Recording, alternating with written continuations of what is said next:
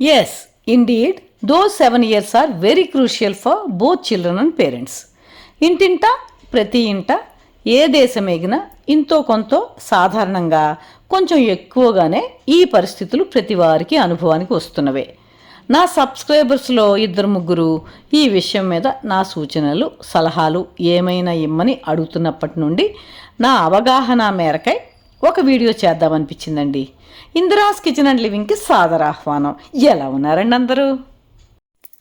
ఇంతకీ పిల్లలను పెద్దలను ఎఫెక్ట్ చేసే ఆ 7 సంవత్సరాలు ఏమిటో ఈ పాటికి మీరు గ్రహించేసే ఉంటారు. అదేనండి మన పిల్లల టీనేజ్ వయసు. 13తో ప్రారంభమై 19 వరకు సాగే 7 సంవత్సరాలు. ఈ సమయంలో పిల్లలకు టీనేజ్ బ్లూసు, పెద్దలు ఆ సమయంలో పడే ఆవేదన. నా ఉద్దేశంలో పిల్లల ఎదుగుదల క్రమంలో 3 స్టేజెస్ ఉంటాయండి.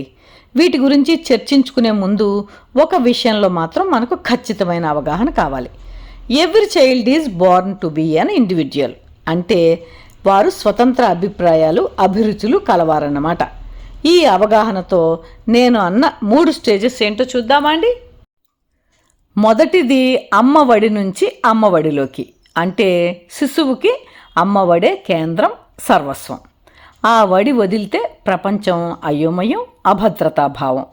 ఈ సమయంలో మా పిల్లకు మేమే సర్వస్వం అనే మాయలో తల్లి తండ్రి ఉంటారు. ఈ స్టేజ్లో తల్లిదండ్రులతో పిల్లలు ఇంటిగ్రల్ పార్ట్గా ఉంటూ రంగు, రుచి, వాసన, స్వరం లాంటి వాటిల్లో ప్రత్యేకమైన అభిరుచిని ప్రదర్శిస్తారు. అప్పటి నుండే మంచి చెడు వాటి మధ్య తేడాలను పిల్లలకు మాటలతోనూ చేష్టలతోనూ అవగాహన కలగజేసే బాధ్యత తల్లిదండ్రుల మీద ప్రారంభమవుతుంది. ఇక్కడ ఇంకొక 2 మాటలు చెప్పుకోవాలి. మొక్కై వంగనిదే మానై వంగదు. రెండవది, మనం పాటించనిది బోధించకూడదు. పిల్లలు చూసి నేర్చుకుంటారు. ఆ తర్వాత స్టేజి శాటిలైట్ అంటే ఉపగ్రహ స్టేజ్. పిల్లలు ఇంట్లోనూ స్కూల్స్లో సైతం తల్లిదండ్రుల కేంద్రంగానే మసులుతూ వివిధ విషయాలపై వారి స్వతంత్ర అభిప్రాయాలను అనురాగాలను ప్రదర్శిస్తూ ఉంటారు. ఇది ప్రీ టీనేజ్ వరకు సాగుతూ ఉంటుంది. అంటే 12 years వచ్చే వరకు. స్నేహితులు, సమూహాలు, సంస్కృతులు, ఆచరణ వ్యత్యాసాలు, చదువులలో పోటీ లాంటి వైవిధ్యాలన్నీ పాటించేది భరించేది నేనే అనే స్వతంత్ర భావం ఏర్పడుతున్న తరుణంలోనే హార్మోనియల్ చేంజెస్ కూడా అవుతూ శరీరంలో మార్పులు, ఆలోచనలు, చూపులలో ఆపోజిట్ జెండర్పై అట్రాక్షన్స్ తోడై శాటిలైట్ స్టేజ్ నుండి ఇండిపెండెంట్ స్టేజ్కి షిఫ్టింగ్ జరుగుతుంది. తల్లిదండ్రుల అభిష్టాలకు విరుద్ధంగా ఉన్న తన భావన, నడవడికలను కప్పిపుచ్చుకోవడానికి అబద్ధాలు, నమ్మబలకడాలు, అవసరాలు తీర్చుకోవడానికి చేతివాటాలు లాంటి ధోరణులు ఏర్పడే సమయం. ఈ సమయం తల్లిదండ్రులకు చాలా క్లిష్టమైన సమయం.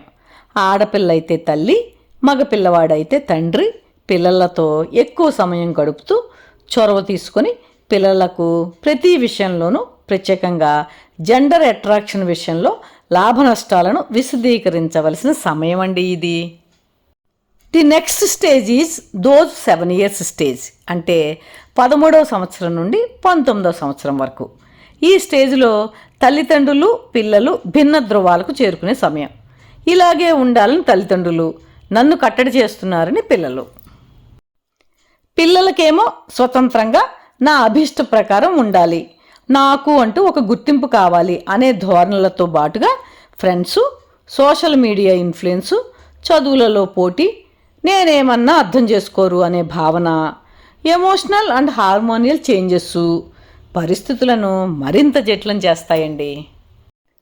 తల్లిదండ్రులు మరింత కట్టడి చేయడానికి ప్రయత్నిస్తే పిల్లలు పూర్తి వ్యతిరేకంగా మారిపోతూ సిగరెట్టు, ఆల్కహాలు, పబ్బులు, షికార్ల బారిన పడి ఆ ఎమోషనల్ డిప్రెషన్స్కు మార్గాంతరాలు ఇవే అని భావిస్తారు. ఇదే కోవకు చెందిన సహచరులతో గ్రూపులుగా ఏర్పడి నేరాలకు పాల్పడే అవకాశాలు కూడా ఉన్నాయి.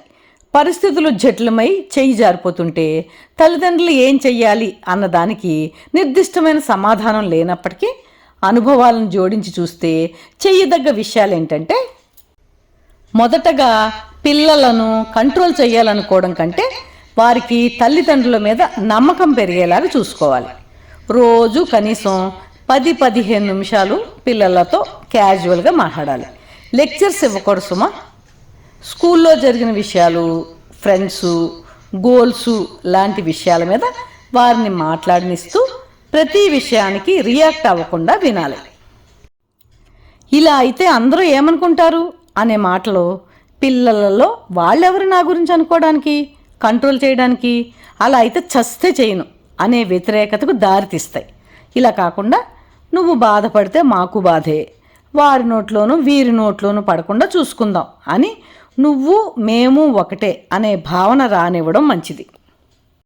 Cell phone, TV, social media, బయట గడిపే సమయాలు లాంటి వాటిల్లో పిల్లలను కూర్చోబెట్టి ప్రశాంతంగా బాగోగులు నచ్చజెపుతూ వారి చేతనే ఇంతింత సమయానికి దీనికి అని కమిట్మెంట్స్ తీసుకోవాలి. ఆ కమిట్మెంట్ దాటితే మాకు కోపం, బాధ వస్తాయి అని హెచ్చరించవచ్చు. భాష, మేనరిజమ్స్, డ్రెస్సింగ్ విషయానికి వస్తే ముందుగా తల్లిదండ్రులు ఆచరిస్తూ వారికి రోల్ మోడల్స్గా ఉండాలి. చిన్న చిన్న వేరియేషన్స్కు పట్టుబట్టి రాద్ధాంతాలు పెద్దలు చేయకూడదు.